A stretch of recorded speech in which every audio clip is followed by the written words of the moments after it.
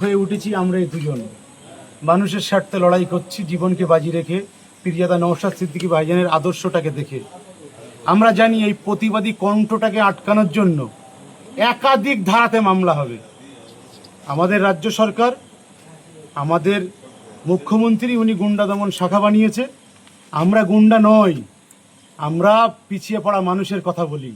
তবুও আমাদের কণ্ঠকে আটকানোর জন্যই, আবার আপনাদের মিডিয়াতে বলছি আমি, আমাদের কণ্ঠকে আটকানোর জন্য একাধিক ধারাতে মামলা হতে পারে, এটা আপনাদেরকে জানিয়ে দিলাম। যদি আমরা এই রকম মামলার মধ্যে দিয়ে থানায় যাই, জেলে যাই, আপনাদেরকে সাক্ষী রাখলাম, বাদবাকি হিসাব বিচার আপনারা করে দেবেন। ধন্যবাদ।